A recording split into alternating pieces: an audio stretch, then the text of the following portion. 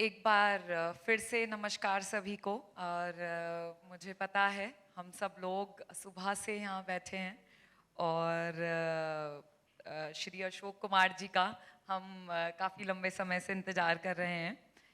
अशोक कुमार जी पूर्व अधिकारी हैं और जिन्होंने कानून व्यवस्था से लेके खेल शिक्षा तक हर क्षेत्र में अपनी एक अलग ही छाप छोड़ी हुई है। उत्तराखंड के पूर्व डीजीपी और वर्तमान में हरियाणा खेल विश्वविद्यालय के कुलपति हैं। श्री अशोक कुमार जी का इस कॉन्क्लेव में आने के लिए बहुत बहुत स्वागत और अभिनंदन है। धन्यवाद गीता जी, बहुत धन्यवाद आपका। तो सर, इसी श्रृंखला को आगे बढ़ाते हुए मेरा पहला सवाल आपसे है कि पहले आप उत्तराखंड के डीजीपी थे और देहरादून में आपका जो मेन ऑफिस था और घर था वो स्टेडियम के पास था। अब आप एक स्पोर्ट्स कॉलेज यूनिवर्सिटी के कुलपति हैं। आपकी बिटिया भी बैडमिंटन खेलती है। तो सबसे पहला सवाल कि बेटियों के भविष्य को आप कैसे देखते हैं स्पोर्ट्स में भारत में? देखिए, पूरा भविष्य है। मैं तो ये कहता हूँ कि जो मेडल्स हैं, ठीक है, उसमें भी बेटियों की मेजॉरिटी है। और हरियाणा का पूरा सिनेरियो बेटियों ने बदला, खेल ने बदला है। जो बेटी बचाओ बेटी पढ़ाओ था, मैं तो कह रहा वो नारा हरियाणा में चेंज होकर के बेटी बचाओ बेटी खिलाओ हो गया है। हर किसी को लगता है कि हमारी बेटी आगे बढ़ेगी, मेडल लाएगी और देश का नाम रोशन करेगी। और hundreds and hundreds of academies Haryana में आ गई हैं। मैं अपनी बात बता दूं, मेरी बेटी शुरू से बैडमिंटन खेलती थी। उसके बाद में अभी इंजरी की वजह से लास्ट ईयर उसने छोड़ा। इंटरनेशनल खेली, वर्ल्ड चैंपियनशिप खेली। जब मैंने उसको बैडमिंटन में डाला एज ए कैरियर, तो कोई मेरे सारे कोलीग्स IAS IPS को लगता था क्या बड़ी गलती कर रहे हैं। तब मैं IG होता था कि IG साहब को लगता है जुनून चढ़ा है खेलों का, फितूर चढ़ा है खेलों का। पर बाद में जब वो नेशनल इंटरनेशनल खेली तो सबको लगा बड़ा अच्छा स्टेप। ये बात अलग है कि उसको 2022 में एक इंजरी हो गई, नी ACL टेयर हो गया फुल, तो उसको सर्जरी करानी पड़ी। फिर उसने उस पीरियड में UPSC दे दिया, वो IPS बन गई। पर जो मैं मेन पॉइंट कहना चाह रहा था कि मतलब लड़कियां स्पोर्ट्स में बहुत अच्छा कर रही हैं और आगे और अच्छा करेंगी, ये मेरा पूरा दृढ़ विश्वास है। बिल्कुल, बहुत बेहतर बात आपने करी। और जैसा कि आपने बताया कि आपकी बेटी को इंजरी हो गई थी, तो इंजरी पे भारत में अभी हम बहुत कम बात कर रहे हैं। और ख़ास तौर से जो बिटिया होती है उनसे जो पिता होते हैं उनको काफ़ी लगाव होता है। और जब इस तरीके की इंजरी होती है तो उस समय में एज अ पिता क्या सोच आती है? क्या आपके मन में वो सोच आया कि मैं इसको स्पोर्ट्स से हटा दूं, या स्टिल उस इंजरी के बाद भी जब आप आज वो एक ऑफिसर बन गई हैं, क्या वो कंटिन्यू बैडमिंटन खेलती हैं? क्या इंजरी के बाद हमें हार मान लेनी चाहिए या और डिटरमिनाइन तरीके से आगे आना चाहिए? नहीं नहीं, हार तो माननी ही नहीं है। वो तो आपके मुंह पे जो उस पे दिमाग में आना ही नहीं चाहिए। देखिए, उसको जब इंजरी हुई वो वर्ल्ड रैंक 34 थी और जूनियर वर्ल्ड चैंपियनशिप खेली, सीनियर वर्ल्ड चैंपियनशिप खेली, एशियन खेली, मिक्स डबल में थी। और कभी वो जो हमारे सात्विक साईराज अभी इंडिया नंबर 1 है, कभी उसके साथ वो मिक्स डबल जूनियर में का क्वार्टर फाइनल भी खेली थी, जूनियर वर्ल्ड चैंपियनशिप का। तो टारगेट तो ऑब्वियसली हर किसी का ओलंपिक होता है, बट उससे पहले जो इंजरी आ गई तो सब बीच में रह गया। तो ये उसके दिमाग की उपज थी। मैंने उससे पूछा कि तुमने सडनली कैसे चेंज किया, अगर हम उससे पहले बोलते भी तो कभी वो UPSC का नहीं सोचती थी। तो उसने कहा मैंने कोरोना में आप लोगों को सर्व करते देखा, तो मुझे लगा जो सिविल सर्वेंट है उनका पब्लिक में इम्पैक्ट बहुत ज़्यादा है। तो तब से मेरे दिमाग में ऐसे ही आने लगा था। और जब मैं खाली हो गई सर्जरी के बाद में, 1 साल तो खेलना नहीं है, तो इसलिए मैंने UPSC ट्राई कर लिया। वैसे वो उसके बाद just to prove to herself कि she can play again, last year 24 का नेशनल उसने खेला और एज ए टीम सिल्वर जीता। उत्तराखंड ने सिल्वर मेडल जीता बैडमिंटन वुमेन में। वाह वाह वाह, ग्रेट। सर, आप अभी एक विश्वविद्यालय के, अपने हरियाणा खेल विश्वविद्यालय के कुलपति हैं। तो क्या आप अंतर देख पाते हैं पुरुष खिलाड़ियों में और महिला खिलाड़ियों में?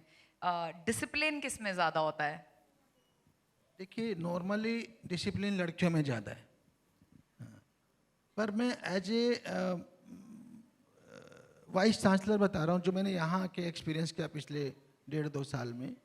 लड़कियों को जो सुविधाएं एज ए मतलब मिलनी चाहिए, एक तो कोच, फिर फिजियोथेरेपिस्ट, ये जो सारी सुविधाएं हैं ना, अभी तक मेल डोमिनेंस था इनमें, तो वो उसका बहुत फर्क है।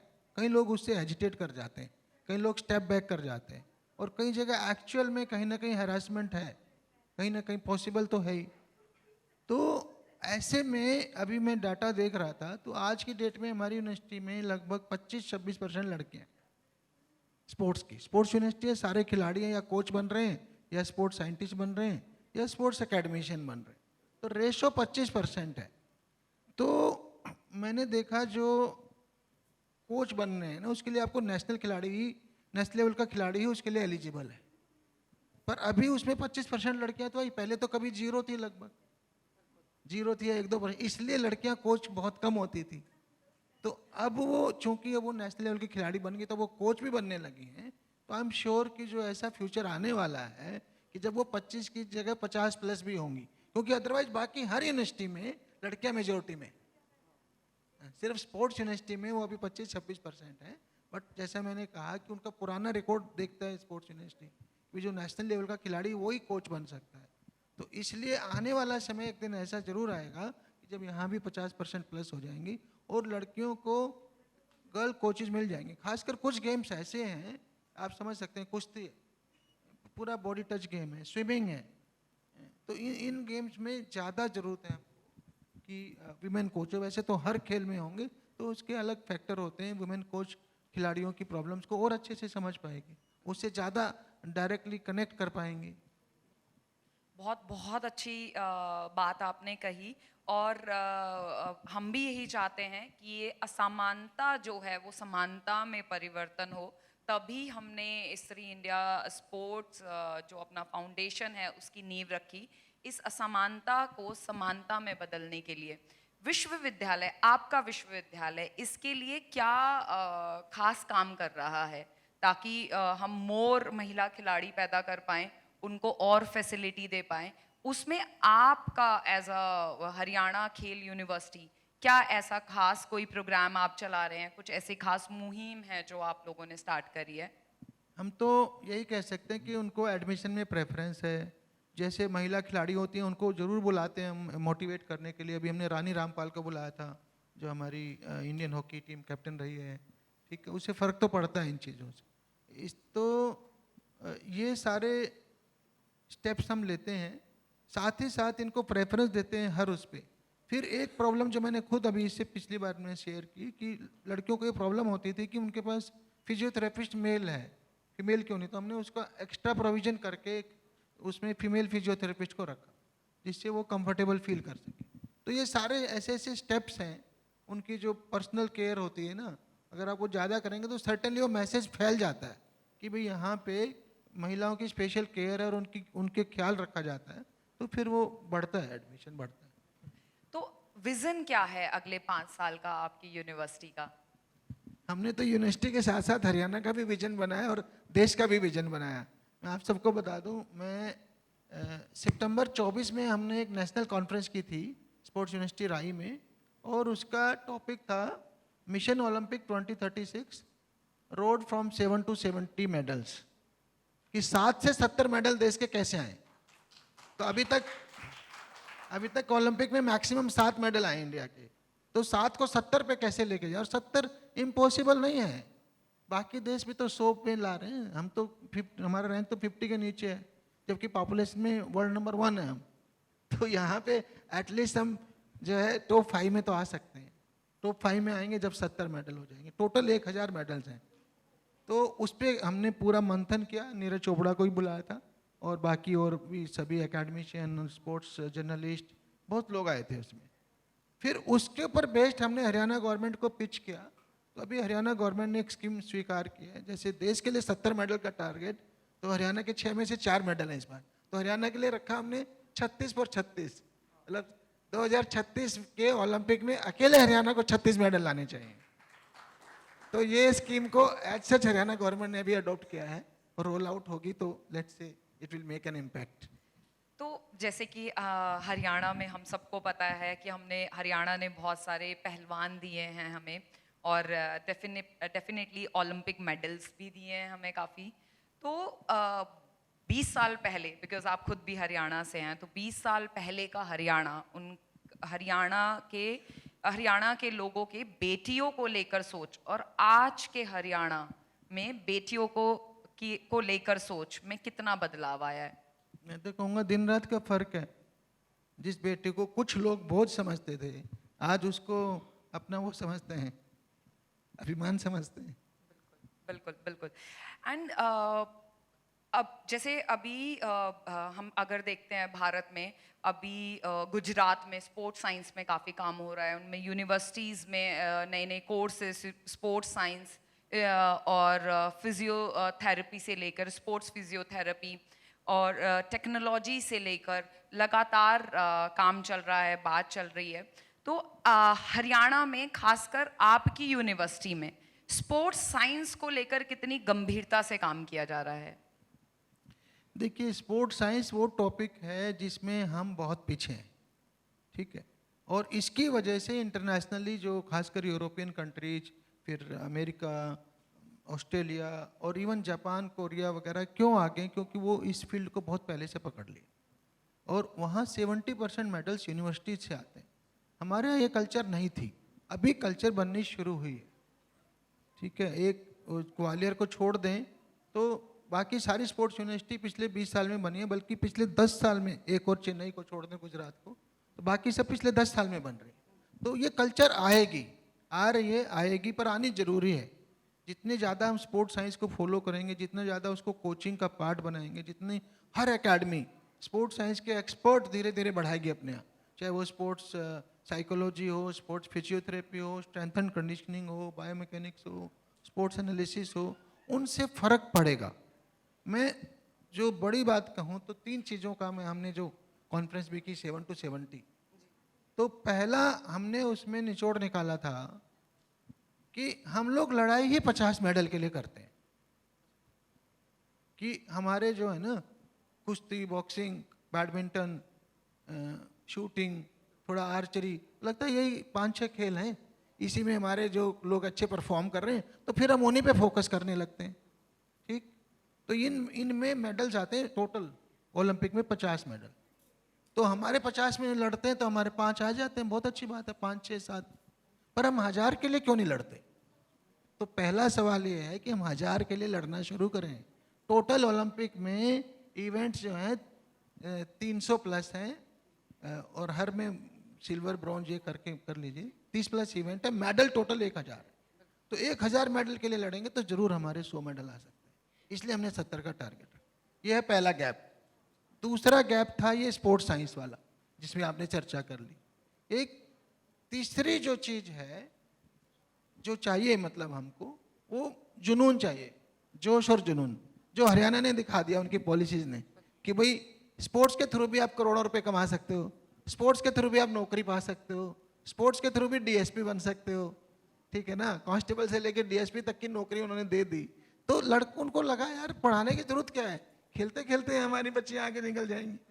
तो वो मॉडल देश भर में फैलाने की जरूरत है।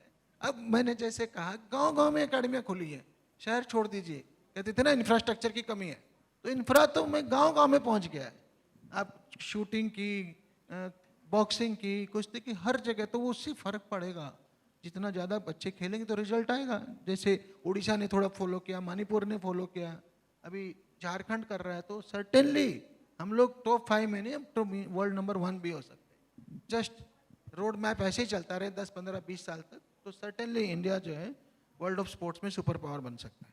तो आपका कहना है हम 2036 के लिए बिल्कुल प्रिपेयर हैं? बिल्कुल प्रिपेयर नहीं है, तैयारियां शुरू हो रही हैं, और अगर इस लाइन पर चले तो हम सर्टेनली 70 मेडल तक जा सकते हैं।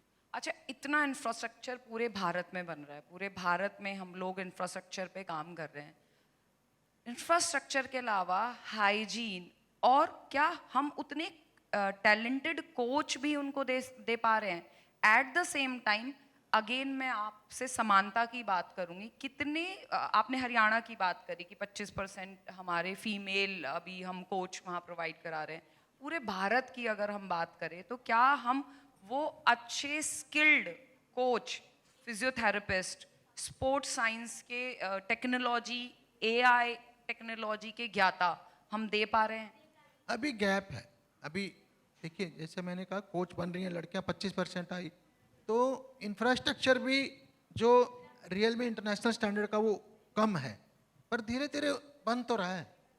पहले तो नीरज चोपड़ा को जाने के लिए अपना भाला फेंकने के लिए जाने कितने किलोमीटर दूर जाना पड़ता था, तो अब धीरे धीरे गांव तक में इंफ्रास्ट्रक्चर पहुंच रहा है। कोचेज की संख्या बढ़ रही है। पहले सिर्फ एक एनआईएस जो है कोच बनाता था, अब देश में 14-15 यूनिवर्सिटीज हो चुकी हैं, धीरे धीरे बढ़ेंगी तो कोचेज की संख्या बढ़ेगी। इसी तरह से स्पोर्ट्स साइंटिस्ट की संख्या बढ़ेगी। फिर आई इनकी क्वालिटी की बात, तीनों की, infrastructure, coaches and sports scientist, तीनों अब होने लग गए। अब उसमें क्वालिटी की लाने की और ज़रूरत है। इंफ्रा में आप देख ही रहे हैं कि जो बड़े शहरों में आ रही है, एटलीस्ट वो तो इंटरनेशनल लेवल की इंफ्रा आ रही है, धीरे धीरे नीचे भी जाएगी। कोचेज के स्टैंडर्ड में कुछ गेम्स में हम बिल्कुल वर्ल्ड लेवल पे हैं, कुछ गेम्स में हैं। वो कौन से गेम है? बैडमिंटन में हो गए हैं, बॉक्सिंग, सर्टेनली बॉक्सिंग और कुश्ती में भी जरूर हो गए, एथलेटिक्स में नहीं है। तो कुछ गेम्स में जहां हमारा गैप है, जहां हम पीछे हैं, तो उसमें हम सर्टेनली इंटरनेशनल कोचेज से हमें सीखना चाहिए। और अगर प्रयास करेंगे तो क्यों नहीं, मैक्सिमम 3-4-5 साल की बात है। आप एक ओलंपियन पैदा करिए, एक वर्ल्ड चैंपियन पैदा करिए, तो उस गेम में लाइन लग जाती है ना। तो फिर यहाँ भी वैसे ही कोच पैदा होने शुरू हो जाएंगे। यही बात स्पोर्ट्स साइंटिस्ट की है। अभी यूनिवर्सिटीज़ नई नई खुलना शुरू हुई हैं इंडिया में, स्पोर्ट्स यूनिवर्सिटीज़। तो धीरे धीरे स्पोर्ट्स एकेडमिक्स में जब कैरियर बनेगा तो सर्टेनली स्पोर्ट्स साइंटिस्ट भी अच्छे बनेंगे, रिसर्च भी अच्छी होगी, इंटरेक्शन भी होगा, तो उसका लेवल भी बढ़ेगा। सोशल मीडिया का ज़माना है और जेंजी ने कहीं ना कहीं कहीं पर खुशहाली तो कहीं पे आतंक मचाया हुआ है।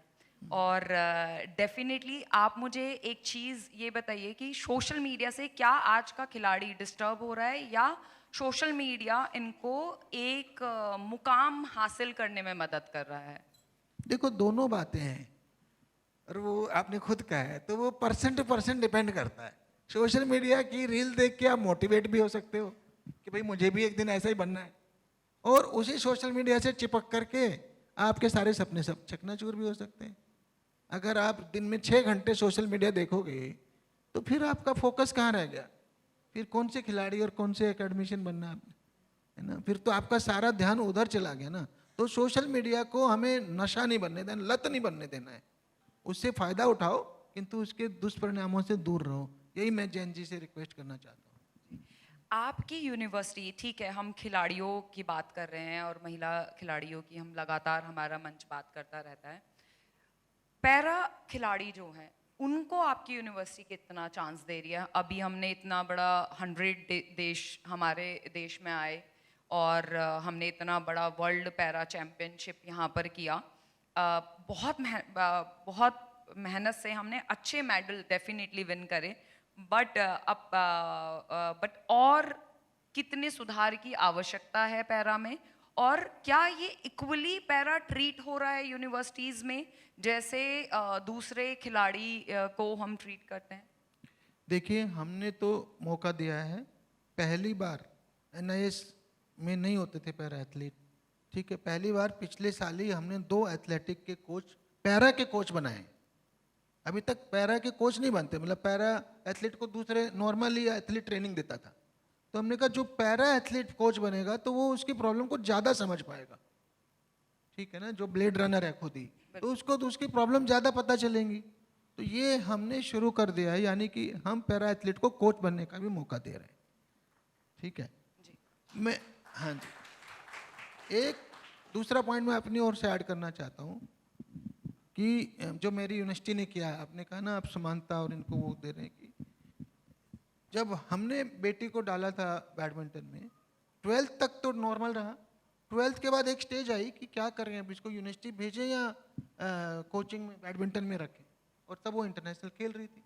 अब 12th के बाद यूनिवर्सिटी नहीं भेजेंगे तो आपकी पढ़ाई छूट जाएगी, ठीक है। लकीली खेल कोटा में उसको सेंट स्टीफन SRCC दोनों से ऊपर मिल गई, और SRC सेंट स्टीफन तो एग्री नहीं किया, SRC से एग्री करके कि अगर ये कोचिंग करे गोपीचंद अकेडमी में तो कर ले, मतलब हमें अटेंडेंस की ज़रूरत नहीं, तो उसका काम चल गया। मैं जो कहना चाह रहा हूँ कि एक स्टेज वो आती है, पेरेंट्स 99% पेरेंट्स को दुविधा होती है कि बच्चे को खेल में रखें या पढ़ाई में डालें, मतलब दोनों में से एक चुनो, या खेल या पढ़ाई। एक स्टेज पे कुछ देर तक तो साथ चलते हैं, बच्चा शुरू में 3-4 घंटे खेलता है रोज, फिर वो 6 से 8 घंटे खेलना पड़ता है। जब आपको इंटरनेशनल 6 से 8 घंटे जो बच्चा खेलेगा वो यूनिवर्सिटी तो अटेंड कर नहीं सकता, तो इसलिए आपको या खेल या पढ़ाई। तो हमने अपनी यूनिवर्सिटी में इसका एक मॉडल बना दिया कि जो बच्चा यूनिवर्सिटी है खेल और पढ़ाई दोनों साथ चल सकते हैं, खेल खेल में पढ़ाई हो सकती है। तो क्या उस पर बर्डन नहीं पड़ता है, खेल और पढ़ाई साथ में एग्जाम तो देने पड़ेंगे, या उसको कुछ छूट है? हाँ, उसको हमने, जो बच्चा नेशनल लेवल का एथलीट है, इंटरनेशनल लेवल का, उसको पढ़ाई से छूट दे रखी है, परंतु उसके एग्जाम दिलाएंगे। जो बच्चा खेल में है, हमारी स्पोर्ट्स की तो यूनिवर्सिटी है, यही तो पढ़ा रहे भाई, स्पोर्ट्स फिजियोलॉजी क्या है, टेक्निक्स क्या है खेल की, और स्पोर्ट्स की साइकोलॉजी क्या है, यही सब स्पोर्ट्स की चीज़ें पढ़ा रहे हैं। तो जो नेशनल लेवल का एथलीट है उसे तो खुद ही ये सब आता है, तो वो एग्जाम में पास हो ही जाएगा। तो हम इसलिए कह रहे हैं कि आप खेल की पढ़ाई करो, खेल में ही BA करो, मतलब खेल में हमने BSc स्पोर्ट्स साइंस भी बनाया, खेल में ही डिग्री लो आप। जब आपको उसका आता है तो आप डिग्री लो, तो आप सर्टेनली उस लेवल के आदमी हो जब आप नेशनल इंटरनेशनल खेल रहे हो। तो ये हमने उनको छूट दिया। अद्भुत अद्भुत।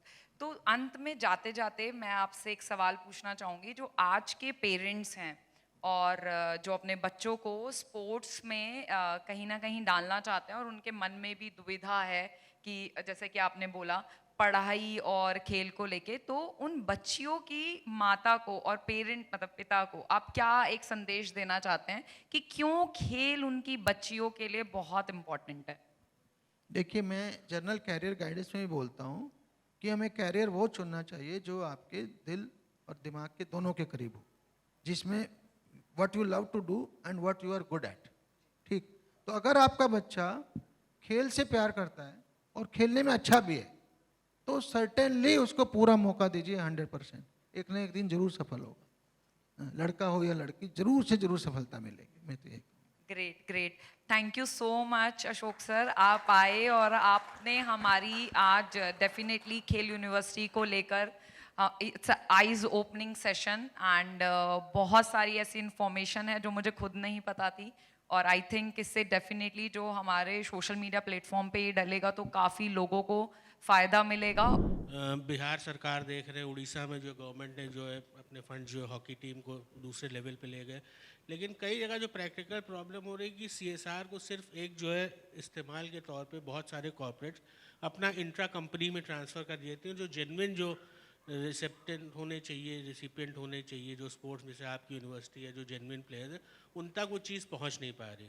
गुजरात सरकार ने एक एंटिटी बनाई, सरकारी CSR कॉरपोरेशन, तो हरियाणा में या बाकी जगहों पे हम लोग कैसे जो इसको CSR को सही तरीके से उसका इस्तेमाल और जेन्युइन लोगों तक, खिलाड़ियों तक पहुंच पाए, उसको उस दिशा में क्या आपकी सोच और क्या काम किया जा सकता है? देखिए, गवर्नमेंट सपोर्ट से ही अभी तक स्पोर्ट्स चल रहे थे इंडिया में, और पिछले 10 सालों में CSR का सपोर्ट आने लगा है। उससे फ़र्क तो पड़ा ही है। OGQ हो या बाकी जितनी भी है ना, लोगों ने, रिलायंस ने और JSW ने काफ़ी कोशिश की इन सब ने, तो उसका इम्पैक्ट तो आएगा ही आएगा, क्योंकि अपने आप खिलाड़ी इतने बड़े बड़े, इतने जो खर्चा होता है वो नहीं बेयर कर पाता, या तो गवर्नमेंट सपोर्ट हो या प्राइवेट सपोर्ट। पेरेंट्स खुद भी करते हैं, बट CSR का सपोर्ट बहुत ज़रूरी है। यस, ये मैं एग्री कर रहा हूँ कि जहाँ जितना नीडी को जाना चाहिए वो नहीं जा पा रहा है। एक सिंधु ने मेडल जीता तो सारी CSR उसी पे टूट पड़ती है, उस पर तो पहले ही 100 करोड़ हो गए, उसको नहीं चाहिए। उससे जो नए बच्चे हैं, जो अभी अपकमिंग हैं, जिनका फ्यूचर है, उनको ज़्यादा CSR का सपोर्ट चाहिए, उनको इंटरनेशनल एक्सपोजर चाहिए, उनको बेटर कोचेज चाहिए, उनको बेटर स्पोर्ट्स साइंटिस्ट चाहिए, तो उनके लिए CSR के सपोर्ट की ज़रूरत है। और वो जो अभी थोड़ा सा मिस यूज हो रहा है, मिस मैनेज हो रहा है, तो जितना ज़्यादा डायरेक्टली इन पे लगेगा उतना उसका फ़ायदा खेलों को हो।